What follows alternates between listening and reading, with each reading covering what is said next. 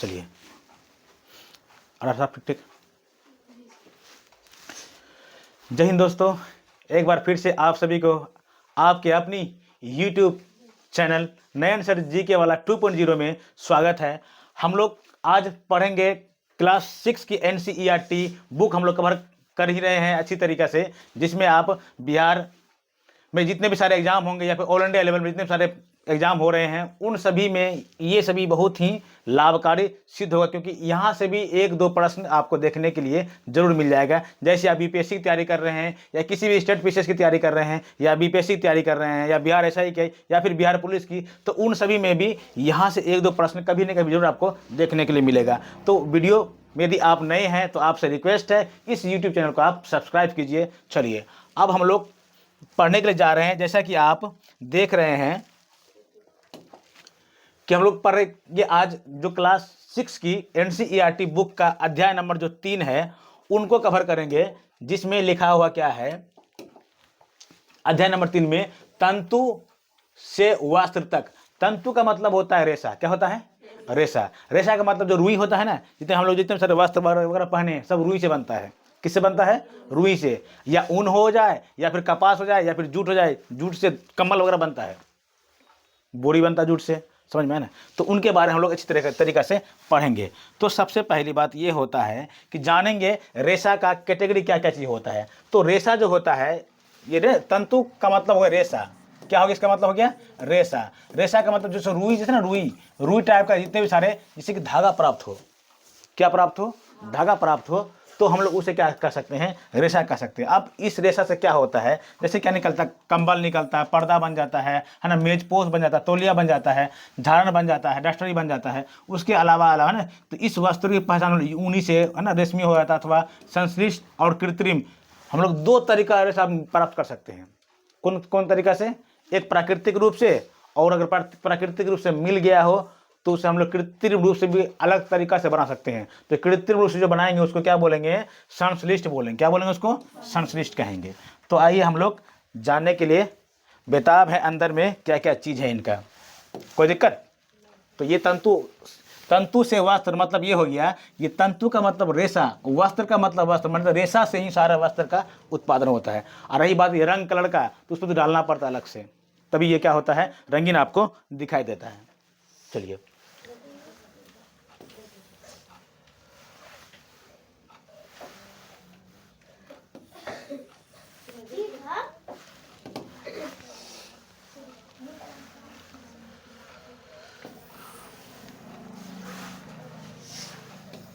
जैसे आपको दिखाई दे रहा है, ये देखो दुकान है ना, ये कपड़े की दुकान है। तो ये सारा कपड़ा कहाँ से बना है? किस चीज़ से निर्माण होता है? किस चीज़ से कपड़ा निर्माण होता है? ऊन से, रेशा से, तंतु से। समझ में आया ना? इन्हीं के बारे में हम लोग पढ़ेंगे। तो देखिए यहाँ पर ये एक कपड़ा है। क्या है? ये कपड़ा है। तो कपड़ा में आपको अच्छी तरह से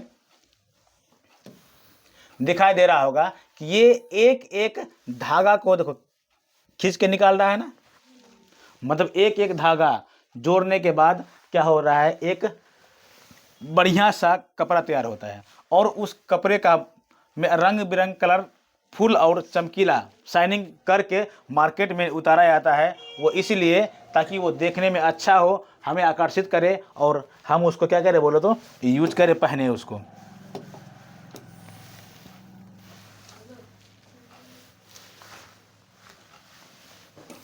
अब यहाँ आते हैं, जो सवाल लिखा हुआ क्या कि तंतु क्या होता है? क्या? तंतु। अब देखो तंतु का मतलब ये एक रेशा दिखाई, इसके खींच के निकाला है ना, इसको निकाला है ना। यदि आप एक रेशा ऐसा धागा निकालते हैं तो उसी को हम क्या कहेंगे बोलो तो? तंतु कहेंगे। क्या कहेंगे? उसको तंतु कहेंगे। और एक एक तंतु मिला करके है ना, वस्त्र यानी कि एक प्रकार का धागा ही होगा। धागा को हम लोग क्या कहेंगे बोलो तो? तंतु कहेंगे। अब बताओ कि तागे की है ना, तागे की ये दिखाई देने वाली पतली लड़ियां है ना, जो दिखाई दे रहा है आपको, अधिक पतली लड़ियों से मिलकर बनी होती है, जिसे हम लोग क्या कहेंगे बोलो तो? तंतु कहेंगे। अब ये सोचो पहले कि ये जो धागा बनेगा ना, धागा, तो क्या डायरेक्ट आपको धागा का फॉर्म नहीं मिलेगा? रुई के फॉर्म में मिलेगा। किस फॉर्म में मिलेगा? तो रुई को फिर मशीन में पेर करके एक एक धागा के रूप में बनाया जाता है। जैसे आप जूट देखें, जूट नहीं देखा? जूट से रस्सी कैसे बनता है? यदि मान लो हाथ से ही बनाना हो तो कैसे बनेगा? एक आदमी घुमाने वाला होता है इस तरीके से और एक आदमी जोड़ने वाला होता है। अब देखो जब जोड़ करके उसको जब बड़ा सा रस्सी जब तैयार किया जाता है उसको, तो आप देखिए कितना मजबूत होता है ना मजबूती। उसी प्रकार से अगर हम लोग क्या करना है कि एक अगर धागा बनाना हो तो धागा से क्या करना है, रुई, कहने कैसे रुई निकालेंगे। अब उस रुई को पतला फोर में लंबा करने के बाद उसको क्या करेंगे, उसमें पेंच डालेंगे। पेंच डालने के बाद तो ये क्या एक धागा बनेगा, क्या बनेगा, एक धागा का निर्माण होगा। और इस धागे से हम लोग किसी भी वस्त्र का निर्माण आसानी से कर सकते हैं।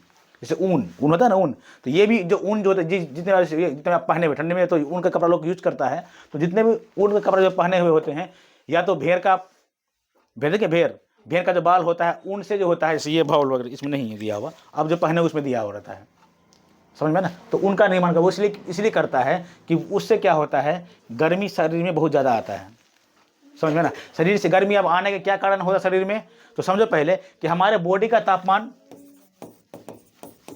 इतना रहता है, नॉर्मल में रहता है इतना, लगभग 37 डिग्री सेल्सियस। तो हमारे शरीर से क्या होता है, पसीना ही बाहर निकलता है गर्मी के फॉर्म में। और ये जब कपड़े हम लोग पूरे बॉडी को ढक के रखते हैं ना, तो शरीर का जितने भी सारे उष्मा निकलता है उसको क्या करता है, जमा करके रख देता है, जिसकी वजह से क्या होता है कि हमें ठंडी का अनुभव नहीं होता, बल्कि गर्मी का अनुभव होता है, कि वो शरीर का उष्मा जो होता है बाहर नहीं निकल पाता। जैसे आप स्नान करेंगे ना, तो आपका शरीर से भाप निकलेगा, तो शरीर से भाप नहीं, मशीन से पानी से भाप नहीं निकलता है, वो बॉडी से भाप निकलता है। क्योंकि हमारा शरीर में क्या होता है, तो जितना पानी ठंडा है ना, उससे ज़्यादा शरीर का क्या होता है, हमारा पानी का तापमान जो नॉर्मल पानी होगा कितना होता है बताइए, तो 4 डिग्री सेल्सियस हमें याद रखना। जो पीने वाला पानी नॉर्मल पानी होता है 4 डिग्री तापमान होता है, और आपका बॉडी तापमान कितना है बताइए, 37। अब बताइए, तो ये 37 डिग्री सेल्सियस में 4 डिग्री वाला डालेंगे तो गर्म कौन, ये गर्म है ना, तो जिसकी वजह से यहाँ पर क्या निकले बताइए, तो आप वाष्प का क्या होगा, आपको दिखाई देगा, आपको भाप जैसा आपको दिखाई देता है। समझ में आया ना, अभी भी दिखाई दे रहा है ना। तो ये इसी प्रकार से कंडीशन होता है। चलिए, तो ये तंतु समझ में आ गया पूरा, आज समझ में। अब समझना पहले, कुछ वस्त्रों जैसे सूती का, जूट का, रेशमी का तथा ऊनी के तंतु पादपों तथा जंतुओं से प्राप्त होता है। मैंने रुई जो होता है वो पादप और जंतु से प्राप्त होता है। पादप माने पेड़ पौधा है, कपास से निकलता है ना, कपास से रुई निकलता है। उसके बाद जूट से उसका सन निकलता है, पटवा निकलता, जूट है ना, उससे निकलता है। तो ये क्या है, ये कुछ अब भेड़ से भी निकलता है, रुई निकाला जाता है। तो यहाँ लिखा क्या है, समझना थोड़ा इस चीज़ को। तो ये सूती वस्त्र जो हो गया, जूट हो गया, रेशमी हो गया और ऊनी के वस्त्र तंतु पादप तथा पादप का माने पेड़ पौधों से, उसको जंतुओं से प्राप्त होते हैं। इन्हें प्राकृतिक तंतु कहते हैं। प्राकृतिक तंतु मतलब रेशा कहते हैं। नहीं समझ में आया। और जब इन्हीं को जब कृत्रिम रूप से जब आदमी द्वारा जब बनाया जाता है, प्राकृतिक रूप से नहीं बल्कि आर्टिफिशियल रूप से आदमी के द्वारा जब बनाया जाता है, समझ में ना, मशीन के द्वारा जब प्राप्त किया जाता है, तो उसको क्या कहेंगे बोलो तो, कृत्रिम। क्या कहें इसको, कृत्रिम रेशा कहेंगे। क्या कहें उसको, कृत्रिम रेशा कहेंगे या फिर तंतु कहेंगे। बात समझ में आ गया ना। तो रेशा 2 तरह का, कौन कौन सा, कृत्रिम और प्राकृतिक। तो कृत्रिम का मतलब है, उसको कृत्रिम को संश्लिष्ट भी बोलते। क्या बोलते उसको, संश्लिष्ट भी बोलते। संश्लिष्ट का मतलब होता है खुद से तैयार किया हुआ, मतलब मशीन के द्वारा तैयार किया जाता है। तो 2 बात समझ में आ गया ना, तंतु क्या होता है, रेशा क्या होता है, रेशा कितने प्रकार का होता है। अब बताइए यहाँ पर कुछ रेशा जो होता है, एग्जाम में पूछा, यहाँ पे एक क्वेश्चन पूछा, आपको दिखाएंगे अभी, ठीक है। पादप देखो, प्राकृतिक रेशा कहते हैं, रुई दिखाया, रुई ना, जूट माने पट से पटवा, जो हम लोग अपने गाँव में पटवा बोलते हैं उसको, पादपों से प्राप्त होने वाला तंतुओं का उदाहरण है। नहीं समझ में आया। रुई कहाँ से होता है, जंतुओं से। जूट कहाँ से होता है, पटवा से, पौधा से। तो ये जो होता है तंतु जो है ना, ये जो होता है ये पादप से प्राप्त होने वाला तंतु होता है। रुई कहाँ से निकलता है, कपास से निकलता है ना। कपास देखें आप लोग, कपास नहीं देखे हैं, कपास कहाँ मिलेगा, टेंशन मत लो, दिखा रहे हैं आपको कपास। तो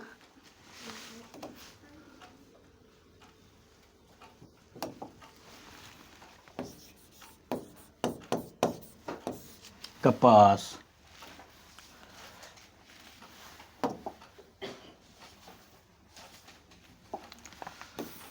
दिखा देगा, अच्छी तरह से समझना कपास क्या होता है। पहली बार देखेंगे हम लोग कपास ना।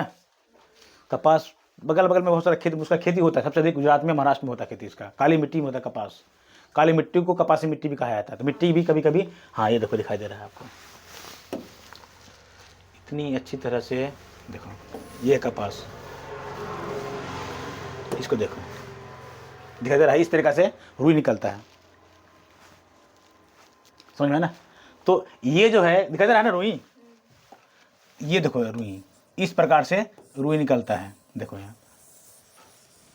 अब तो रुई तो सिमल में भी निकलता है ना, सिमल का जो मतलब फल जो होता है उसमें लंबा लंबा होता है, उसमें भी रुई निकलता है, समझ में। लेकिन उसमें क्या होता है, बीज बहुत ज़्यादा होता है, जितना रुई होता है उतना उससे ज़्यादा बीज हो जाता है, तो उसको उससे रुई निकालते हैं, है ना।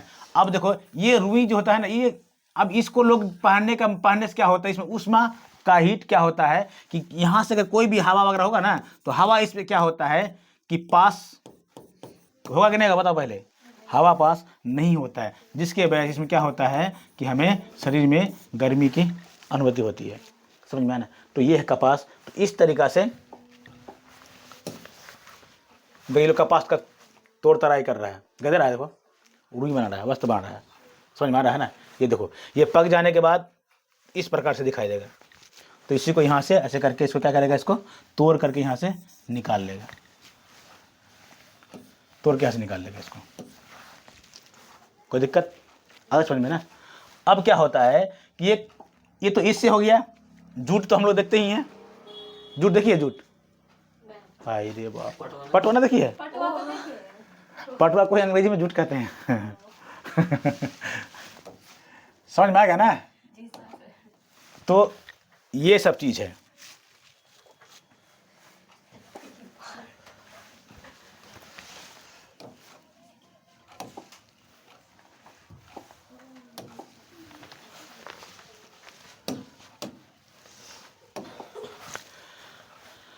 तो समझ में आ गया, ये क्या क्या समझ में आया बताओ। हाँ, प्राकृतिक वाला रेशा समझ में आ गया ना, तंतु, ठीक। रुई समझ में आ गया। अब बताओ, समझो पहले थोड़ा सा यहाँ समझना। ऊन तथा रेशम जंतुओं से प्राप्त होते हैं। रेशम का तो बहुत मुलायम बहुत होगा, रेशम का रेशम का वस्त्र इतना मुलायम होगा, छुएंगे ना तो छूने का बहुत मन करेगा, समझ में आया ना। प्राप्त होते हैं। ऊन भेड़ अथवा बकरी की, देखो भेड़ अथवा बकरी की देखो कथित ऊन से प्राप्त होती है। कथित ऊन से मन काट करके उससे प्राप्त होता है। इसे खरगोश, है ना, खरगोश, याक तथा ऊँटों के बालों से भी प्राप्त किया जाता है। खरगोश से भी क्या प्राप्त होता है, खरगोश का सबसे ज़्यादा महंगा होगा ना, खरगोश का बाल से बना हुआ जो वस्त्र होगा बहुत ज़्यादा महंगा होता है, देखने में बहुत सुंदर लगता है। खरगोश देखें, खरगोश। रेशमी तंतु रेशम कीट के, है ना, रेशम कीट कोकून से खींचा जाता है। अब यहाँ एक सवाल है, यहाँ पर पूछेगा कि रेशम के कीट के किस भाग से, समझ में आया ना, रेशम प्राप्त किया जाता है। तो याद रखना यहाँ पर किससे बताइए, तो कोकून से। मतलब जो देखिए तूत का पेड़, हम लोग यहाँ भागलपुर अगर हम लोग पोसता है रेशम कीट को। अब तूत का पेड़ में रेशम को क्या करता है, उसको छोड़ देता है, समझ में आया ना। और उसके नीचे जाल बिछा दिया, जाल बिछाने के बाद जितने भी सारे वो पत्ता खाया, पत्ता खाने के बाद क्या होता है, वो लेटरिंग करता है, ठीक है। और उसको क्या करते हैं, इकट्ठा करके जमा करके रखता है, उसी से बनता है क्या, ऊन प्राप्त किया जाता है, समझ में आया ना। ऊन बोलते हैं रेशम प्राप्त किया, रेशम के कीट से, है ना, रेशम कोकून से रेशम प्राप्त किया जाता है। अब समझ में आया है। अब एक बात आता है, संश्लिष्ट तंतु क्या होता है, समझना इस चीज को। अब देखो मतलब संश्लिष्ट तंतु का मतलब होता है ऐसे ना, ऐसे रासायनिक पदार्थ जिनका स्रोत पादप अथवा जंतु नहीं होता हो। मतलब इनका जो प्राप्त हम करेंगे पादप और जंतु से प्राप्त नहीं करेंगे, समझ में आया ना, है ना, निर्माण नहीं हो, है ना, से निर्माण जंतु का निर्माण से नहीं हो रहा हो, इन्हें हम संश्लिष्ट तंतु कहते हैं। कहने का मतलब हो गया ये कृत्रिम रूप से कोई ना कोई उद्योग में बनाया जाता है, समझ में आया ना। जहां पर जैसे क्या होगा, पॉलिस्टर बोलते ना, पॉलिस्टर कपड़ा हो गया। अब कपास का जितने भी कपड़ा होगा ना, उसको हम लोग पता है कपास को अंग्रेजी में बोलते हैं क्या, क्या बोलते बोलो तो, सूती, हिंदी में बोलते सूती, कॉटन, समझ में आया ना। हाँ सूती बोलते हैं कपास को, हम लोग सूती बोलते हैं। नायलॉन, नायलॉन देखिए ना, पूरा प्लास्टिक कर जोड़ा बड़ा होता है, देखो वो नायलॉन हो गया, मतलब है ना, वो नायलॉन हो गया, समझ में आया ना। उसके बाद एक्रिलिक, संश्लिष्ट तंतुओं के कुछ उदाहरण है। तो कभी कभी पूछता है इनमें से कौन सा जो होता है कि प्राकृतिक तंतु है और कौन सा संश्लिष्ट तंतु है। तो संश्लिष्ट में पॉलिस्टर आएगा, नायलॉन आएगा, पैरासूट, देखिए पैरासूट जो पायलट वगैरह जो जंपिंग करता जो है, समझ में ना, हवाई जहाज वगैरह से, लड़ाकू विमान वगैरह से जो जंपिंग करता है तो वो पैराशूट होता है। ठीक, तो एक्रिलिक ये सब क्या है बोल तो संश्लेषित तंतु का क्या है उदाहरण है। तो परीक्षा में ये पूछता है, अब तो समझ में आ गया ना कि कौन सा हो जाएगा प्राकृतिक का और कौन सा हो जाएगा संश्लिष्ट का। तो ये एक संश्लिष्ट तंतु है, और ऊपर जो हम लोग पढ़े जो किसी न किसी जानवर से या पादप से प्राप्त करेंगे तो वो क्या बोलेंगे, उसको प्राकृतिक तंतु कहेंगे। समझ में आया?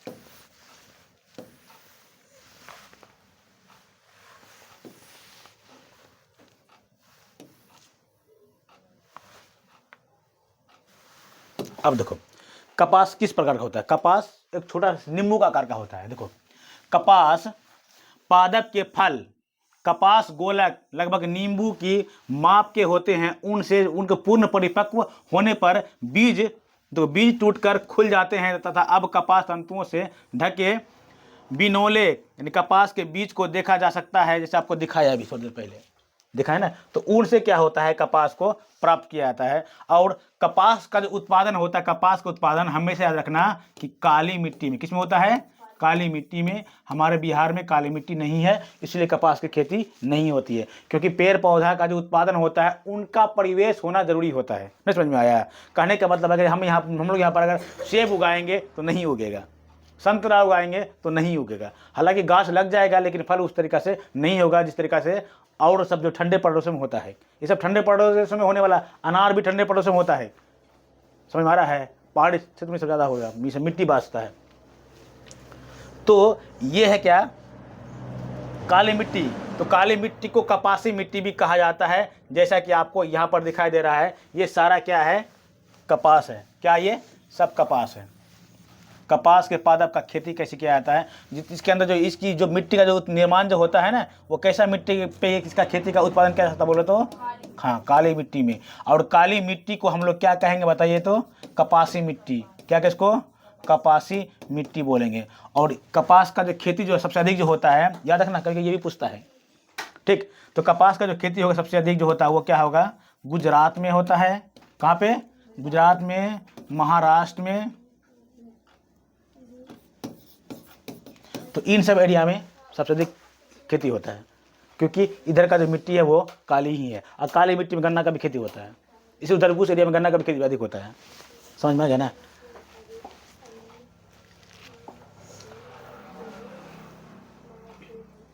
आप देखते हैं क्या, देखो कपास को ओटन, देखो कैसे कपास को कैसे तोड़फोड़ किया जाता है, दिख रहा है ना। ठीक, अब जो होता है हम लोग समझे क्या, जूट। जूट तो का तो हम लोग तो बच्चे से देखें, जूट, पटसन। देखो पटसन तंतु को हम लोग पटसन पादप के तने से प्राप्त किया जाता है, तरह से नहीं, जिसको क्या करते हैं, इसको काटने के बाद जब मन पानी पे छोड़ते हैं ना, छोड़ने के बाद क्या ये फूलता है। फूलने के बाद 10 से 15 दिन लगता है, 15 दिन कम से कम लग जाएगा इसको फूलने में। 7 दिन इस तरफ से और 7 दिन उल्टा देता है दोनों साइड से। तो 15 दिन में क्या ये फूल जाएगा, ये 15 दिन में फूल जाएगा। उसके बाद आप तोड़िए, इसको छील करके लाइए, सब जल के निकल जाएगा। इसको छील करके लीजिए, सुखाइए, सन को उसका बेचिए 40 टका किलो, 35 टका किलो। समझ में ना? अब इसकी खेती वर्षा ऋतु में की जाती है, नहीं होता है जब वर्षा पड़ेगा तब। अप्रैल मई में लगाएगा इसको, अप्रैल मई में ही लगता है। हाँ अप्रैल में लगता है, अप्रैल और मई, गेहूं कटने के बाद ही लगता है इसका। अप्रैल मई जून जुलाई लगभग अगस्त तक 3-4 महीना में होता है। लेकिन हम लोग तो 12 आया था पूरे, उस समय से पहले काट लेता है। अगर जूट अगर मोटा हो जाएगा ना, जूट का मतलब ये हो गया कि इसका पकने का मतलब ये होगा इसका सारा पत्ता पीला होकर के नीचे झड़ जाए, उसके बाद तब काटा जाए, तब उसमें क्या होगा कि बहुत अच्छा से वजन ज़्यादा होगा, अब जूट मोटा भी होगा।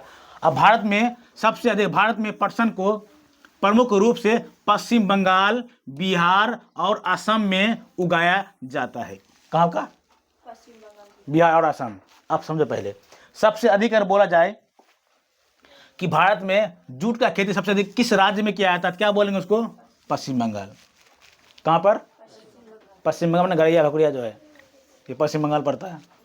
ठीक है, हम लोग पश्चिम बंगाल के बॉर्डर में है ना ये। अब उसके बाद ये हो गया, अगर बिहार के बारे में बोला जाए तो बिहार में सबसे अधिक जो होगा इसका खेती जो होता है वो होता है पूर्णिया में। कहाँ पे होता है, पूर्णिया जिला में। समझ में आया ना? उसके बाद असम में तो होगा ही, क्योंकि इस तो 12-11 क्षेत्र है, पूरा पानी ही बरसा हो रहा था। जो गारो, खासी, जयंतिया, ये पहाड़ी, ये पूरे सबसे अधिक वर्षा वहीं पे होता है। कहाँ पे? मासिन राम, ठीक है, गारो, खासी, जयंत पर्वत है। जब पढ़ाएंगे भूगोल तो उसके बारे में समझेंगे हम लोग ठीक ठाक से। तो ये समझ में आ गया पूरा? हाँ, और थोड़ा समझेंगे। तो पटसन जो होता है, पटवा, पटसन मतलब क्या? पटवा, जूट। पटसन पादप के किस अंग से प्राप्त किया था? क्या बोलेंगे? तना से। तना समझते हो?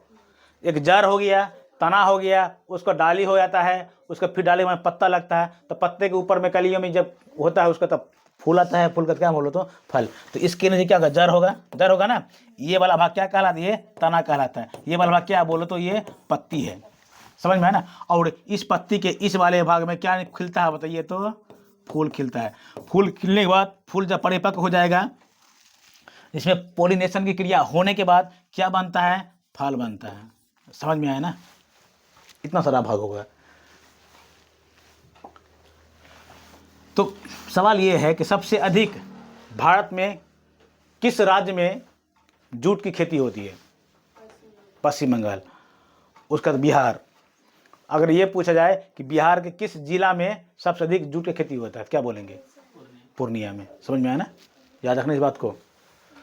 तो अब पटसन जो होता है, पादप के पुष्पन अवस्था में काटते हैं। पुष्पन का मतलब जैसे फूल वगैरह हो जाता है तो लोग समझ जाता है कि ये पक गया है, तो उसको काट देता है। क्या से फल निकालेगा? क्या फल निकाल क्या करेगा इसका? समझ में ना? तो फसल कटाई के पश्चात पादपों को, तने को है ना, कुछ दिनों तक जल में है ना डुबाकर रखते हैं। ऐसा करने से तना क्या होता है? गल जाता है। और गलने के बाद क्या होता है? हम लोग उसका क्या तंतु क्या करते हैं? उससे छुड़ा करके निकाल लेते हैं। धूप में सुखाने के बाद, अच्छी तरह धो के सुखाने के बाद तब क्या बनेगा? वो तंतु का निर्माण होगा। उससे बाद हमें उसे क्या करेंगे? फैक्ट्री में लेकर के जाएंगे। फैक्ट्री में लेकर जाने के बाद उसका जैसा आकार होगा, क्या बनाएगा आप? जूट कंबल बनाएंगे कि तकिया बनाएंगे कि बोरा चट्टी बनाएंगे, तो वो सब आ जाएगा आपका उसमें। समझ में आना? तो ये है क्या बोलो तो, तांगे परिवर्तित कर लिया जाता है। ऐसे कैसे है ना? हटा इसको। अब देखो, ये देखो, ये भाई साहब धागा बना रहा है। पता है धागा कैसे बनता है? ये चरखा है ना, चरखा। ये देखो, ये चरखा है। तो इसमें क्या करेगा? जो ना वो जब एक आदमी पाकता है, एक आदमी घुमाता है, इस तरीके से बन रहा है। पूरे धागा बन गया कि इसमें रस्सी में ऐसे बनेगा। समझ में आया ना? निकल जब पूरा जब पक जाएगा, जब निकल गया पूरे, जैसे सन का कैसे रस्सी बनाते हैं उसी प्रकार से बनाता है। बनने का इकट्ठा जब हो जाएगा, उसको निकाल करके फिर किसी को दे देगा। जब उसको वस्त्र बनाना है कि साड़ी बनाना है कि क्या बनाना है, तो इसको जब काटते हैं इसको कताई बोलते हैं। क्या बोलते हैं इसको? सूत्र को जब काटते हैं ना, तो सूत्र काटने को कताई कहते हैं। क्या कहते हैं? है ना? इस तरह से जो कर रहा है ना, इसका कताई बोलते हैं। इसे कताई कर रहा है, ये इसका धागे का निर्माण कर रहा है।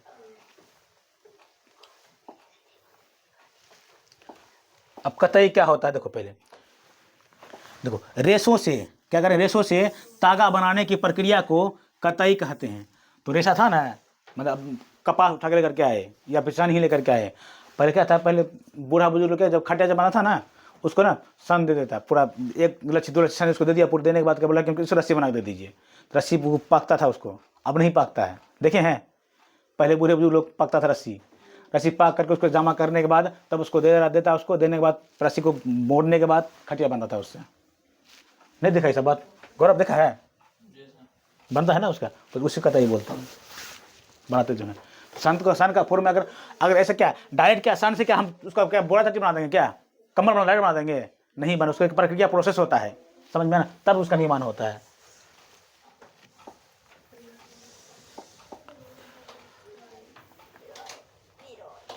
अब देखो, कताई के लिए हम किसका प्रयोग करेंगे बताइए तो? चरखा का। किसका प्रयोग करेंगे हम लोग? चरखा। जैसे वहां दिखाई दिया आपको चरखा। कताई के लिए एक सरल युक्ति हस्त है ना का तकुआ का प्रयोग किया जाता है, जिसे तकली कहते हैं। और हम लोग अपने ढेरवा बोलते थे। ढेरवा हाथ से घूमता था पूरा, देखा है? देखिए ना, इस तरीका रहता था पूरा। ऐसे हो गया इस तरह से, और ऐसे हो गया इस तरह से। ठीक है, इसमें एक धागा लगा दिया और टांग दिया। इसको टांगने के बाद रस्सी जो है ना, रस्सी इसमें बांध दिया। इसको ऐसे घुमाएगा, घुमाने पर रस्सी पक लगेगा। जब पक लगेगा फिर ऐसे करके पूरा इसको घुमा करके रख लेगा।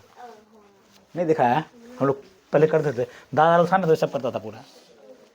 ठीक, तो उसमें करते हैं। लेकिन अब जो होता है, इसका प्रयोग कम करके किसका प्रयोग करा बोलो तो चरखा का प्रयोग करने लगा। तो इसको छोड़ करके लोग चरखा का प्रयोग करने लगा।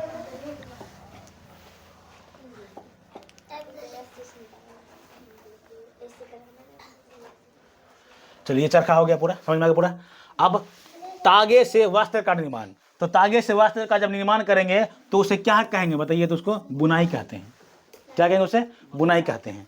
ठीक, बुनाई में क्या होगा, तागे को है ना एक इस प्रकार से, आप देखे होंगे भागलपुर को गया है, भागलपुर वहाँ तो लोग बहुत बनाता है, देखे ना, सबको लगभग घर में बनाता है, लगभग घर में। तो भागलपुर में जो होता है बहुत पुराना जमाना से मतलब ये काम करते हुए आ रहा है, वस्त्र बनाने का काम। लूम चलाता, लूम से वस्त्र, देखा ना पूरा ऐसे करता है, पूरे इस तरीके से वस्त्र का निर्माण होता है। 2 आदमी 3 आदमी मशीन लगा दिया पूरे, मतलब समझिए एक जैसा ऐसे धागा, अब एक धागा ऐसे कर दी, किए बोलो हाँ या नहीं। अब दूसरा धागा का ऐसे फ्रेम करना पड़ेगा इधर से ना, तो एक धागा ऐसे ऐसे आया पूरे, और दूसरा क्या करेगा, एक लंबा खींचने के बाद अब दूसरा ऐसे करेगा इसमें, तो लंबा ऐसे करने के बाद किसका निर्माण बताओ तो? वस्त्र ना बनेगा ऐसे करेंगे पूरे। तो नहीं समझ में आया? नहीं समझ में आ रहा है? अब मान लो ऐसे ही करेंगे, क्या बोलते शूटर ही बनाना है, तो एक एक कर पहले लंबा धागा करना पड़ता है, उसका फिर मोड़ने के बाद शूटर बुनने के कितने आता है? शूटर बुनना आता है, जानती है? नहीं, कौन काम कर रहे बाबू? शूटर नहीं बुन सकती है बहुत लोग। हाँ, शूटर बुनना बहुत आसान होता है। ठीक, 2 स्क्रू लाएंगे शूटर हो जाएगा।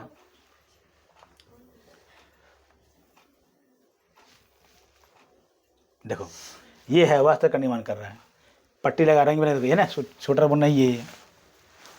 एक धागा जोड़ने के बाद तब बड़ा इसका निर्माण होता है।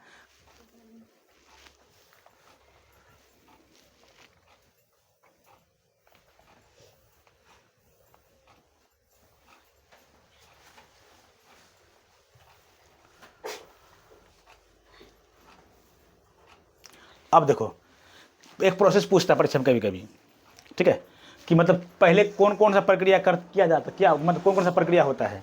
अब देखो पहले क्या करेगा, कपास का गोलक लेके आएगा ना, तो नंबर 1 प्रोसेस हो गया, 1 नंबर, समझ में आना। उसके बाद उसको ओटना करेगा, मैंने इकट्ठा करके रखेगा उसको। उसके बाद उसका रेशा बनाएगा, रेशा बनाने के बाद क्या कताई करेगा, और कताई बनने के बाद क्या होगा, धागा निर्माण करेगा। और धागा निर्माण करने के बाद या तो बुनाई करो या फिर बंधाई करो, तो निर्माण किसका बताइए? तो वस्त्र का होगा। ये सब यूपीएससी वगैरह पूछता है, इसका 1 नंबर 2 नंबर मिलान करने के लिए, कर्म में मिलान कीजिए, ये सब सवाल पूछता है, समझ में? हाँ रुको बाबू, लिखा हो गया ना, चलो बात समझ में आ गया पूरा? कोई दिक्कत है?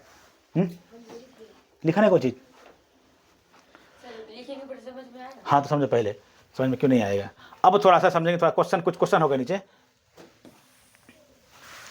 वस्त्र सामग्री क्या क्या चीज हम थोड़ा सा सीखे। वस्त्र सामग्री अथवा वस्त्रों में विविधता होती है, जिसे है ना, जैसे सूती, रेशम, ऊनी, पॉलिस्टर, मतलब कि वस्त्र जो बनेगा ना, तो वस्त्र जो बनेगा तो अलग अलग धागों से बनेगा, एक ही धागा से बना सकते हैं, तो अलग अलग वैरायटी में क्या करेंगे, बनाएंगे तो अलग अलग तरह का देखने में लगेगा, है ना। वस्त्र तागों से बनते हैं, जिन्हें तंतुओं से बनाया जाता है। तागों को किससे बनाया, बोलो तंतुओं से बनाया जाता है। तंतु या तो प्राकृतिक होते हैं या अथवा फिर संश्लेषित रेशा होता है। ऊन और जूट कुछ प्राकृतिक तंतु हैं, जबकि नायलॉन, पॉलिएस्टर संश्लेषित तंतुओं का उदाहरण है। पढ़े ना अभी, समझ में आ रहा होगा। रुई और जूट तंतु पादपों से प्राप्त किया जाता है, पढ़े ना, पादप से। तंतुओं से तागा बनाने की प्रक्रिया को कताई कहते हैं। तागों की बुनाई 2 प्रकार से की जाती है, जिसे वस्त्र बनता है। देखें यहाँ पर, कहाँ पर देखिए अभी, हाँ, या तो बुनाई की या तो बंधाई कीजिए, बांध करके भी 2 प्रकार से हम लोग कर सकते हैं। कुछ प्रश्न होगा, देखेंगे हम लोग इसमें कौन कौन सा प्रश्न हम लोग सीख गए हैं। अब यहाँ पर समझना इस चीज को। निम्नलिखित तंतुओं को प्राकृतिक और संश्लिष्ट में वर्गीकृत कीजिए। आप तो समझ में आ गया होगा कि प्राकृतिक क्या होता है और संश्लिष्ट क्या होता है। जिसे हम लोग बनाएंगे, मानव द्वारा बनाया जाता है, वो संश्लिष्ट कहलाता है, और जो खुद प्राकृतिक में ही उत्पन्न होता है उसे क्या कहेंगे, बोलो तो प्राकृतिक कहेंगे। अब ये बात बताइए, ये नायलॉन क्या है, बोलो तो संश्लिष्ट है, नहीं है, बोलो हाँ या नहीं। तो ये संश्लिष्ट हो गया, कृत्रिम हो गया। ये ऊन कहाँ है, प्राकृतिक हो गया ना। रुई प्राकृतिक, रेशम प्राकृतिक, पॉलिएस्टर संश्लिष्ट हो गया। पटसन मतलब पटवा प्राकृतिक हो गया। समझ में आ गया? समझ में आता नहीं आता है, कुछ बोलता है नहीं, समझ देख के समझ में आना चाहिए। पूरा पढ़ाने के बाद पता चल गया उल्टा वाला बात हो जाता है ना, मतलब कि सारा रामायण पढ़ने के बाद अगर ये बोलोगे कि सीता किसकी बीवी थी कि नहीं थी पता नहीं, तो बड़ा गलत बात है। नीचे दिए गए कथन को सत्य अथवा असत्य में भी उल्लेख करना। पूरे किताब पढ़ने का मतलब आना चाहिए सारा सवाल। तंतुओं से तागा बनता है, तंतुओं से तागा बनता है, सही बात है। कतई वस्त्र निर्माण की एक प्रक्रिया है, कतई वस्त्र निर्माण की प्रक्रिया भी सही बात है। कतई नहीं कैसे वस्त्र कैसे बनाएंगे। जूट नारियल का बाहरी आवरण होता है, नहीं बात है, ये है। नारियल भी रेशा होता है, नहीं होता है। देखो नारियल का यूज करते जो है, नहीं करते नारियल का यूज, कहीं लगा होगा जरूर किधर किधर। तो ये गलत बात है। जूट से प्राप्त किया जाता है। रुई से, जूट नारियल का बाहरी आवरण होता है, नहीं। रुई से है ना, बिनोले यानी बीज हटाने की प्रक्रिया को ओटना कहते हैं, सही बात है ना। ये तागों की बुनाई से वस्त्र का एक टुकड़ा बनता है, तागों की बुनाई से वस्त्र का एक टुकड़ा बनता है। रेशम, सही बात है ये भी। रेशम तंतु किसी पादप के तने से प्राप्त किया जाता है, गलत बात है ना। है रेशम किससे प्राप्त किया जाता है, बिनोल से है, किससे बताइए तो। हाँ, रेशम किससे प्राप्त किया जाता है। पॉलिएस्टर एक प्राकृतिक तंतु नहीं ना है, पॉलिएस्टर प्राकृतिक है, संश्लिष्ट है, आदमी द्वारा बनाया गया है। तो ये कुछ प्रश्न है जो समझ में आना चाहिए कि क्या क्या हो रहा है। फलना और चिलना से प्राप्त तंतु प्राप्त किए जाते हैं, कौन कौन चीज। रेशम ना, किससे, हाँ रेशम कीट, नहीं, और पादप तंतु प्राप्त किया था, रुई और कपास, क्या बोलते हैं, कपास बोल सकते हैं, और जूट, कपास और जूट पादप तंतु प्राप्त किए जाते हैं, ठीक है ना। जीवन तंतु होता है, जीवन तंतु मतलब रुई हो गया, रुई हुआ ना, और रेशम जीवन तंतु के जीव से प्राप्त, किसी जीव से प्राप्त किया जाता है। रुई तथा जूट पादपों के किन भाग से प्राप्त किया जाता है। तो रुई जो होता है उसका फल से प्राप्त किया जाता है, जूट जो होता है उसका तना से प्राप्त किया जाता है, पढ़े अभी ना। नारियल तंतु से बनने वाले दो वस्तुओं के नाम बताना है। तो नारियल का रस्सी हो जाता है, नारियल का बोरा भी होता है, नारियल का झोला भी होता है, बैग भी होता है उसका। तंतुओं से तागा निर्माण करने की प्रक्रिया को स्पष्ट करना है, आपको बताना है कैसे कैसे क्या होता है। बाद बाकी चैप्टर खत्म हो गया, समझ में आया ना। देखो वस्तुओं का समूह बनना प्रक्रिया में, तो इनके बारे में हम लोग पढ़ेंगे नेक्स्ट क्लास में, समझ में आया ना। तो वस्तुओं से कौन किस किस चीज़ का निर्माण करना, तब तक अलग क्लास में पढ़ेंगे इसको, समझ में आया। किसी को दिक्कत बताइए, नहीं है ना, समझ में आया ठीक ठाक से। चलो तो थोड़ा समझना है, ये सब चीज़ें जानने वाली चीज़ें। हम लोग अगल बगल का चीज़ होता है, हमें दिखता है लेकिन हम लोग महसूस नहीं कर पाते है क्या चीज़। तो जब तक पढ़ोगे नहीं ठीक ठाक से तब तक नहीं समझोगे। ये एनसीईआरटी बेस है। आप एनसीईआरटी किताब, ये एनसीईआरटी किताब ठीक से पढ़ लेंगे ना, तो इस बात का गारंटी है कि आपका जीके जैसे होता है ना, किसी भी एग्जाम में नहीं छूटेगा। तो हमें करंट कवर करना है, उसका मैथ कवर करना है, फिर रीडिंग कवर करना है। तो ये तो अपने अपने फंडे की बात है कि जीके जीएस एनसीईआरटी किताब से ही पूछा जाता है, चाहे आप किसी भी एग्जाम की तैयारी कर रहे हैं, समझ में आया ना। और रही बात करंट अफेयर, तो करंट अफेयर के लिए आप बहुत सारा बुक आता है उसको देखिए, या फिर डेली न्यूज़ देखिए, समझ में आया ना। चलिए, तो ये था आज का हमारा एनसीईआरटी क्लास 6 का अध्याय नंबर 3, जो आप लोगों ने अच्छी तरीके से खूबी रूप से पढ़े और समझे अच्छी तरीक़ा से। मिलता हूँ अगले वीडियो में, तब तक के लिए जय हिंद।